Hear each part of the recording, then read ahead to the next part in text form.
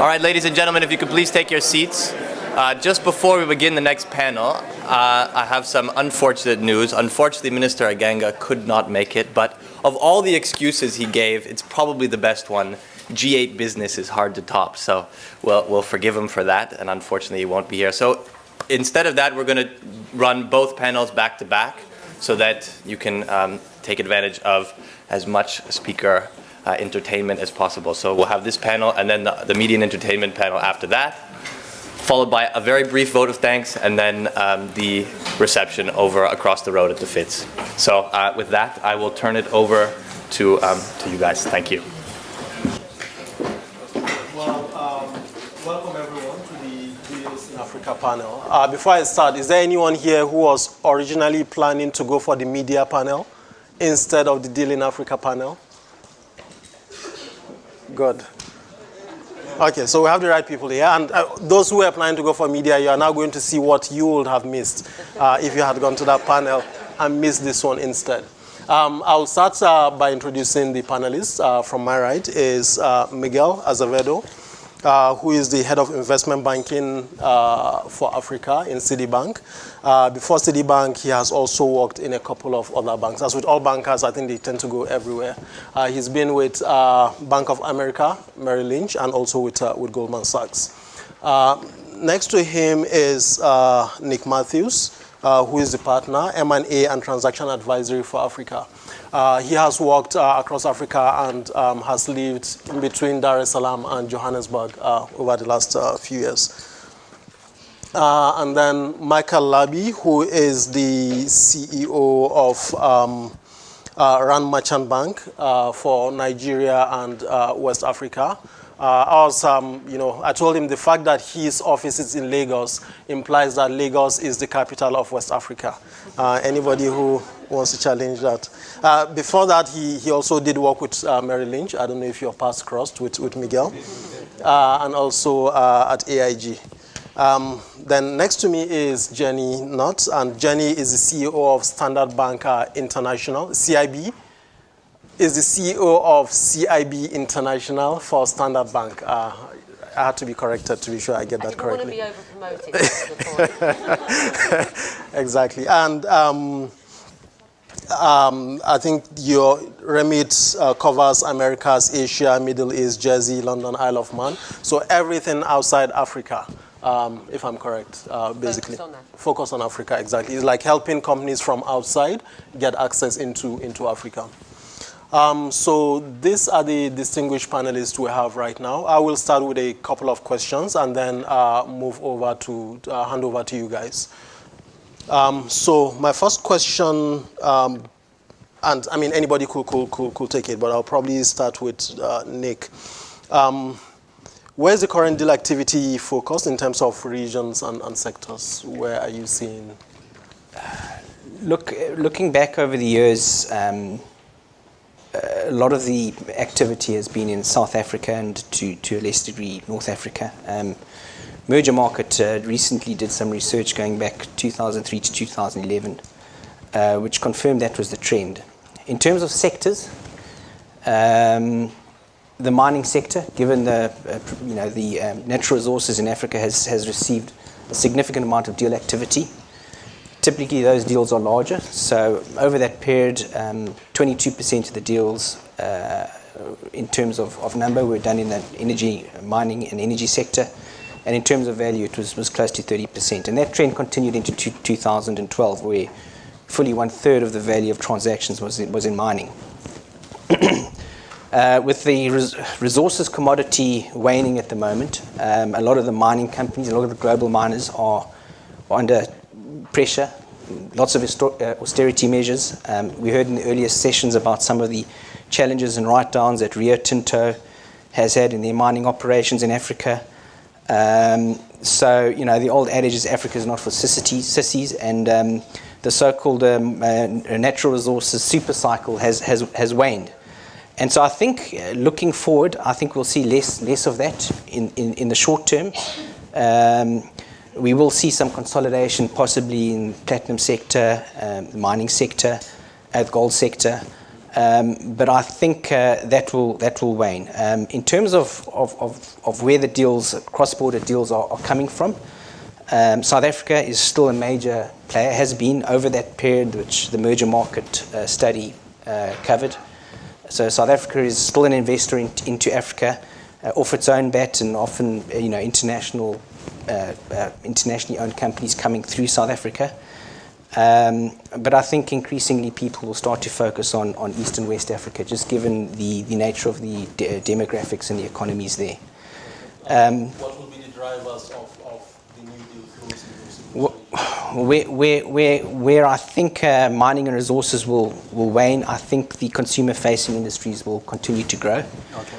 Having said that, for example, breweries, I think most of the deals have been done. But in other areas, FMCG and retail, consumer financial services, Old Mutual bought a business in Ghana last week.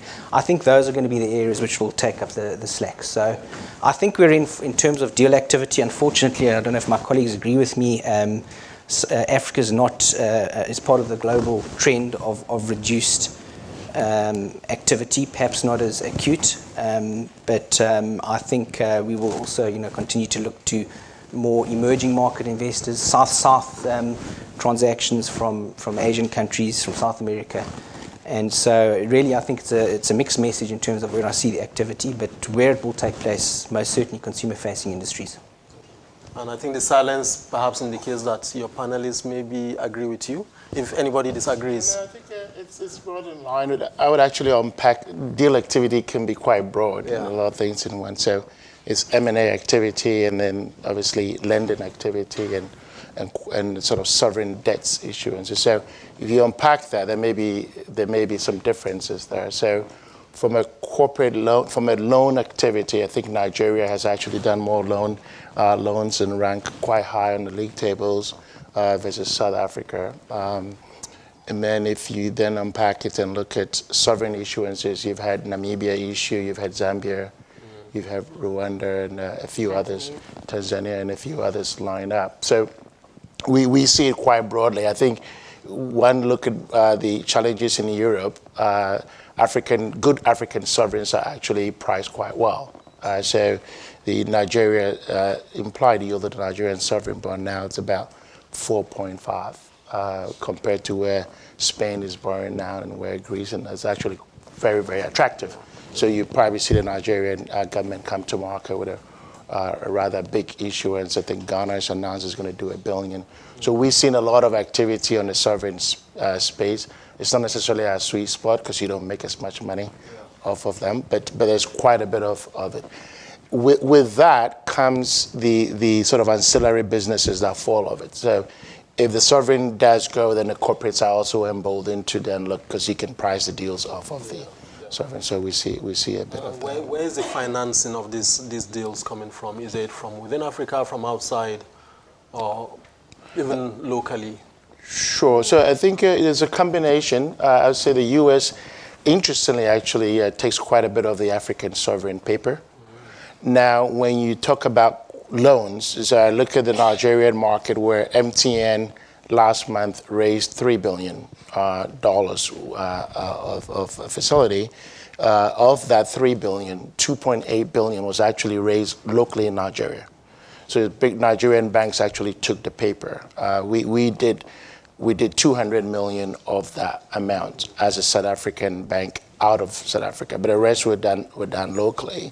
Prior to that, Etisalat had done about $1.5 billion, and of that $1.5 billion was from the local Nigerian market. But I don't think it stays in Nigeria. Hey, they distribute Eventually it out. they pass so it out. I think you'll see that it is foreign direct investment. So it is from North America and predominantly the Chinese, depending on which sector and which aspects of the lending model you're talking to. So North America still has great appetite for Africa and different components, and you're seeing the likes of Burger King and other corporates expand their activities. It was predominantly historically South Africa expanding into sort of sub-Saharan Africa, and now you're seeing the Northern African corporates getting much more bold and confident, and they're needing financing. And Africa is a key part of the CS&R strategy for many US investors. So they want to see African investments in their portfolio, and they want those portfolios to reflect their CSR principles, and so it's quite attractive on many different levels. And then obviously from south to south, the Chinese are hugely interested, which could be the worst thing for Africa or not, to be determined. Now, Miguel, if I may ask, what are the challenges of structuring debts for the international investors? Yes. In terms of loans, the easiest part is still to do offshore loans. The onshore model for global banks is still not very much tested. So that's why you see sort of the commodity transactions being the ones that are favored. But having said that, I think we are seeing now, I think it was already referred here by Michael, the domestic markets are becoming very important, much more liquid. And the Pan-African banks, and we have two of the most distinguished ones here, are really becoming more amicable to cross-border risk. I think international American banks, and I can talk for us, we are still not there, put it this way. When it comes to long term, it's just the normal process. I mean, it will take time, and then you have the local. The local currency issue that for us is still a big problem in the sense that we don't have much funding in local currency. In terms of longer term transactions, typically investors still want government guarantees. Sometimes those are possible, sometimes those are not possible. When it involves government guarantees, it tends to take very long to have those in place. We have been working on a transaction which I will not mention specifically for more than a year just to get a government guarantee. So it's difficult and understandable. Sometimes IMF gets in the middle and then does not support governments extending guarantees. And the other thing, the other sort of note I would make here is that everything is bespoke. So it's still a market that is not homogeneous, and everything needs a lot of pre-marketing. But that's in general, that's a good thing for banks. We kind of like that. In terms of, if I just may make a comment on what was discussed before, the way I see sort of the capital markets developing, I think there are 4 stages, if you want to simplify it in a very simple manner.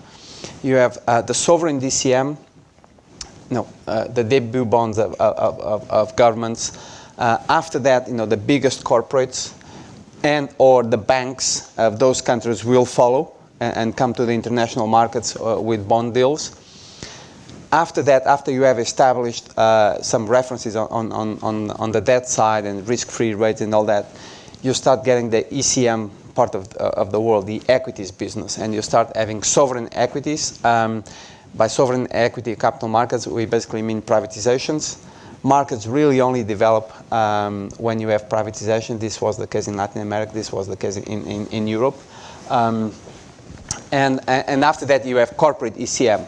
If you look across Africa, of these 4 stages, I think I can only put one country, South Africa apart, because South Africa is there and has always been there on sort of stage 4. I think there is only one country that is on, sort of close to stage 4, which is Nigeria. You could nearly put Morocco there, but it's kind of very quiet these days. Then everything else is to the left. So there's still a long way to go. And I think this explains why, and has been mentioned here, debt capital market is very busy these days. We'll see how rates go now, but equities is still not very strong. Hopefully, with time, maybe next year, there will be more. Picking up on this, and we will start from you and come down the line. What's your view on the outlook generally for IBD, and what's your firm strategy to address this opportunity? If you so we have basically 3 products here, right? M&A, debt capital markets and equity capital markets. I think the way we play the game is we are in 16 countries. If you exclude South Africa, 15 countries in the continent. We have a corporate banking presence in those countries. And we try to use that and put on top of it a layer of investment banking, i.e. sort of more strategic transactions, M&A, and equities. We also try to, benefiting from that, get access to the most dynamic companies and the most dynamic entrepreneurs, and make the bridge between the entrepreneurs and the needs for capital with the private equities and the investors and the strategic investors outside Africa that want to come into Africa. Yeah. That's this is our job. That's really. Okay. And how far down do you go for the companies? What's your size? Yeah. That's the challenge for a global bank. But the very day a global bank decides to play Africa, it has to play in terms of size much lower than anywhere else. So we have our own limitations, but I don't think it will be an issue. No, unlike my colleagues, KPMG is an advisory firm, so we don't provide funding. Our strategy is to assist our multinational clients get into Africa. As you introduced me, I'm part of the Pan-African M&A and Transactions Group. We work on a hub and spoke principle, so we've got centers of excellence based in Johannesburg, Lagos, and Nairobi. And obviously we tap into through our global network to our multinational clients. So our strategy for M&A in Africa and for assisting our clients is to provide the full landscape of support from market entry, studies, strategy, acquisition advice, valuation, due diligence, integration, and really provide a seamless suite of market entry products and services to our multinational clients. And we've obviously got a very large footprint in excess of 25 offices. And through these centers of excellence, we obviously get support on the ground from our local professionals, which obviously stands us in good stead. From our experience, Africa's a difficult place, different cultures, in excess of 50 different countries and different legal jurisdictions and regulatory frameworks. So our strategy is very much to work with our local offices in executing our client strategy. So I think we unpack it a bit. The RMB side of the First Fund business is a corporate and investment banking business. So we lend to corporates on ground. We're very big infrastructure and a big infrastructure financier. So we do finance power projects, toll roads, industrial centers, desalination plants. So in that area, we're actually seeing quite a bit of activity in countries like Ghana, Nigeria, Kenya, Tanzania, increasingly Cote d'Ivoire as this political stability is coming. So we like the infrastructure space. We've seen a lot there, and we're actually quite busy and active in that space. M&A, not as much as we would like to see, but there are a few intra-Africa deals, mainly South Africa corporates going further north. So as Nick had said, Old Mutual buying an insurance, Provident Insurance in Ghana. We're seeing a lot of that. So mandates to drive deals for our South African clients, either in Nigeria. The PIC last week bought into Dangote Cement. We've seen Tiger Brands buy into Dangote Flour. So there's quite a bit of the South Africa, West Africa leg, which we like. It's a good spot for us. In the broader corporate loan market, we've seen that come up a bit. I think increasingly with improved central bank oversight, the banks are actually being more stringent in how they lend money, which means corporates can get overly relaxed relationship loans. So we're seeing more, the banks have pulled back a little bit, which allows us to also then play more. And so clients are doing the right things and making sure they're providing the right financials is done properly. And that also, in my mind, is giving us a bit more comfort from a credit standpoint to then lend to that market. And then we like real estate. I think increasingly real estate is coming across quite well. If you think about the shortage of required and proper real estate in the African countries, we've seen that. We've taken a different approach. For a long time, we couldn't find the right developers to back, or we couldn't find the right projects. So we've set up a real estate investment fund or a real estate equity fund, which we actually seeded ourselves and eventually brought third-party money in. So that fund actually creates and develops the project, and then the real estate finance side of the business then backs them up with a debt. So it's almost controlling our own destiny and enabling these as well. So we're quite... Business is good. We're encouraged by it. I wouldn't necessarily say good. We're encouraged by it related to what we see in other markets. Okay, cool. And Jenny? Maybe you want to move on to another question. I think they've heard so much on that one. I don't know about you guys, but hearing all this, I'm just not excited to go do, if I were a student, to go do IBD in Africa. So you're not excited? No, I'm not. Ooh. I may not be speaking for them, but looking at our audience here, some of whom are students, some of whom might be considering going to do stuff in Africa, why should they consider going to Africa to do IBD? I think you have to define IBD properly. But I think the markets in Europe and US are not hiring, but we've been hiring. If I find any good candidate who's good and talented, I tell you we're hiring. So, and we can't find enough good people to hire. One of our biggest challenges is finding good, talented people that want to do. So, I wouldn't say business is slow or stale. I think business is on the steady rise. Obviously, we're not getting ahead of ourselves, but if you think about it broadly, okay, corporate investment banking, you think about it that way, I think there's growth that we're seeing in the African market. Certain areas get slow, it goes in cycles, but generally you wanted to go like this and get there, not in cycles. So it's increasingly, we like the space. So maybe I answer the question slightly differently. I think if you're looking at, and I can only talk to Sub-Saharan Africa, so forgive me if you're interested in different parts of Africa, but I think it's such an exciting time in the continent's history, and I think to be part of that is a phenomenal opportunity for any individual. And what we're seeing, people talk about growth rates, but X% of a very small number is still a small number, but you're part of a journey. You're part of a journey that is developing an infrastructure which is going to really change people's lives. And the demographics tell you that Sub-Saharan Africa by 2020 is going to be a very exciting place. It's going to be the source of the world's labour force. It's going to be one of the hugest consumable and consumer markets with higher levels of disposable income than ever seen before. So with those opportunities, we've got to be part of it, and it's a difficult journey. There's education, there's political risk, there's exchange control risk, there's all of those things that if you're bringing investors in from the outside world into Sub-Saharan Africa, your legal panel earlier talked very well about things like anti-bribery and corruption.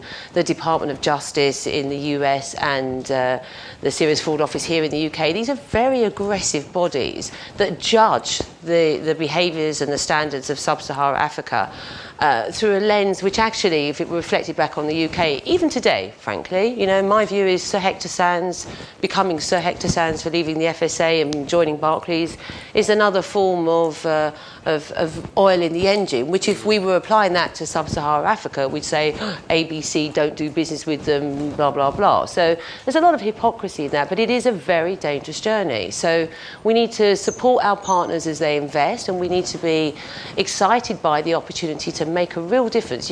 Everybody can make a real difference in Sub-Saharan Africa. You're not going to fix it, and I remember hearing this several times. You don't fix Sub-Saharan Africa through charitable investments. You've got to fix it through long-term investments, and you've got to partner with the locals, and you've got to be relevant to those local communities, and you've got to have a holistic corporate CS&R strategy as well. Yeah. And if those things don't excite you, then bugger off back to the northern territories and be in the doldrums and the depressions of the grey buildings of New York and London.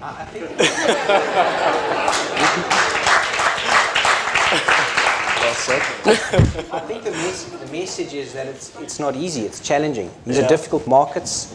It comes with risk, and with that risk comes reward. And I think if you look at some of the companies that have made a success around building their businesses through M&A, investing in Africa, the MTNs of the world, SAB Miller, I think the results speak for themselves. There's significant upside and reward if you get it right. So I think anyone is looking for a challenging career, but something that's rewarding and provides a long-term future. Africa's no doubt it's the place to be. Well, just 2 or 3 comments. I agree with everything that has been said before. First, on Africa versus other regions. I think it's one of the most vibrant. And I'll get to that. Let's make it in sort of different blocks, and then I'll get to the conclusion. Africa definitely a place to be, and if an M&A banker out of London calls on a European FMCG company and says, I would like to come around and talk about some M&A opportunities in general, and I have something here in sort of Eastern Europe or Asia, whatever, the likelihood of getting a meeting soon is kind of small. Now, maybe after summer. If you call, and this actually, the second part happened to me very recently. If you call saying, we have something that we'd like to show to you on Africa, and say, Africa? Yes. What about tomorrow? I'm in Nigeria today. Can you come through Paris? And there you go. So it's very, very, very attractive these days. Second, IBD. I think IBD out of Africa is a tough place these days, in the sense that it's very competitive. There's a lot of people, and I'm talking now more to the audience. IBD Africa, there's not a lot of people, so there's more to do. I think the Korea is probably more attractive, but it's like Africa, right? It's an aggressive trade-off between risk and return. And I would also say, if you ask me what is the best horse to play the Africa game, probably not IBD. I would say private equity is where you can actually capture more the growth of all the opportunities you have.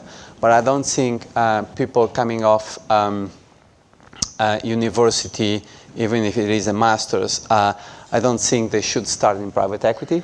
I think they should start either in consultancy or in investment banking, and then later on do and sort of middle ground, which is private equity. So I think IBD is still a good place to get started in Africa. Good. So let's go to the audience. Yeah. So I think increasingly we've defined Africa in the context of the investments coming into Africa. Yeah. There is a wave of intra-Africa deal activity going on. Majority of my deals is not because somebody wants to come to Africa. Majority of my deals is because I'm financing big infrastructure deals in Africa. So South African money financing big projects across the continent, and there's Chinese money coming in, and a lot of South Africa businesses, developed world businesses, scale governance, going further north to tap into the consumer market across the Eastern Africa region and the Western Africa region. So there's got to be that mind shift to then focus on it. With somebody from the US calls and they want to come and see a deal, fine, I'll give them an audience. But that doesn't drive my business. What drives my business is what's happening intra-Africa that we need to focus on. On the FMCG space, so Cadbury Nigeria trades about 48 times PE, forward PE, and Nestle trades about 40 times forward PE.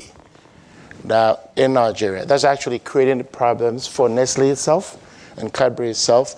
So it tells you how focused they are on that consumer market. And that's actually a very big market, which increasingly there's a middle class that's growing and the demand is then happening. So I'm in the space where Africa's gone from, we're just going to see if there's something there, to actually Africa is now a pull factor because the population is there, people can afford it, and things are actually evolving. So as he said, on the FMCG, everybody's trying to come in. Walmart is in. All of Walmart's peers are looking to market to want to come in. That's really interesting. Yes, madam. I'm interested in how do you as leaders develop a global mindset to be successful in Africa, right? So what is it about your leadership qualities that makes people successful? Because, you know, country knowledge, investment, all the technical aspects are always there, but my observation of other emerging economies is that it's the leadership style and quality that leads to the business being successful. So what are those few nuggets, if you can share? Yeah, unfortunately, our business is largely a people business. Being able to manage people is, the single most important thing, and it becomes more challenging when working cross borders with different cultures. So I think the challenge for us as leaders managing teams, Pan-African teams, is to be able to engage with different cultures and have sensitivity in relation to people with different interests and different backgrounds. And I think that's probably a fault many South Africans have, frankly, is that they move around the continent trying to impose their vision, their ideas, and their cultural background onto their colleagues. And unfortunately, that generally falls flat. Yeah, I mean, I think I'd add, I don't think it matters what industry you're in. I mean, clearly you have a panel of almost bankers here, but not the most exciting team on the planet, I'm sure. But nevertheless, we're passionate about what we do. And I think for anybody to be successful in what they're doing, the leadership needs to be passionate, it needs to care, and you need to have aligned interests. And those interests are aligned of the talent of the people that work with you, because that is our business, and most businesses have a people-centric component. And the communities in which you operate, you need to be aligned to those interests. So I absolutely agree that the need to be culturally sensitive in each country in which you operate, but you need to be relevant locally, and you need to work with your local people. You need to embrace that local talent. You need to align their goals, their cultural values with yours. And if you don't care, if you're not passionate from the top of the shop about doing that and about making it successful for everybody, for me, a good corporate is one that's socially relevant. And if it's not socially relevant, if that corporate disappeared and nobody really cared, then that corporate really ought not to exist. So I think that you'll find that the inspiring leaders anywhere in the world, in any industry in the world, will be those that care, that are passionate about what they're doing, that intend to be socially relevant. And that leadership skill, lights people's fires and want to be part of that journey and want to be ignited to succeed. And success isn't, we're bankers, right? But it doesn't have to be just about the dollar, and it shouldn't just be about the dollar. And if you're only seeking the dollar, then you're not going to last very long, because your employee proposition is actually extremely shallow and one-dimensional, and that won't keep people. And Africa is about, as particularly Sub-Saharan Africa is about attracting talent, retaining talent. So a dollar doesn't do it. Yeah. So I think we will probably have very quickly to say, I think you need to be passionate. You need to learn to be patient, persevere, and be tenacious. It's tough. It's not going to happen over there. I've worked most of my life in the U.S. where consistently you know where the deal is going to come from. The clients know where they're doing. In Africa, you need to educate. You need to educate the client. You need to get them comfortable to want to come along. And doing deals actually take quite some time. But if you hang in there and you approach it that way, you build a very loyal client following, and that then helps you. So I think we probably have time for one or two more questions. Yes.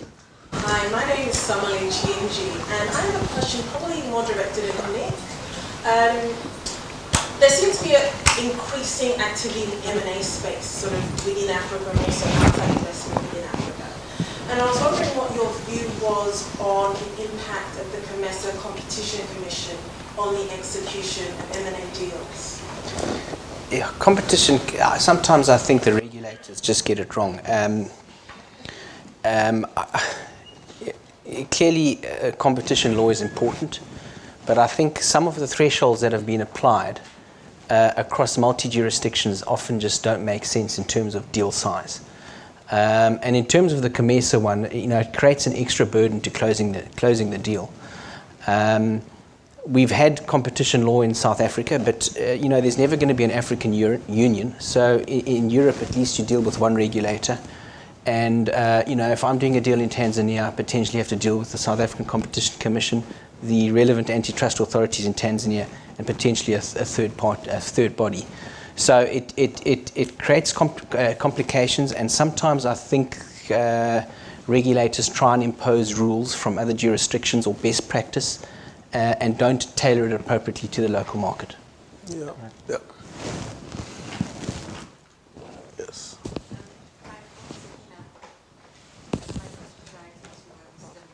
So since the narrative we're getting from here is, private equity is the way forward for Africa, why would you advise students who are enthusiastic and fresh out of university not to go directly into private equity?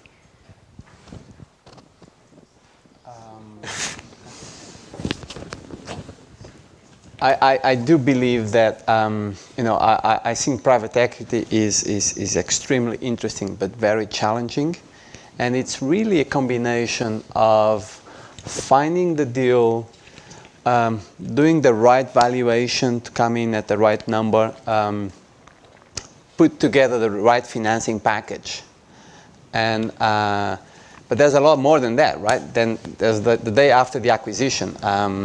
I've been myself a small entrepreneur back home in Portugal on the wine business, and I've acquired a few wine companies.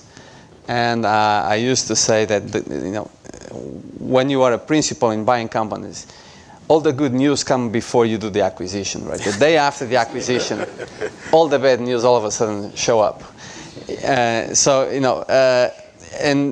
And private equity is that. You also have to live after the acquisition. And I just feel that starting off college, even a sort of after master, on private equity, unless you have prior experience, I don't think people are equipped in terms of the experience to understand the whole problem.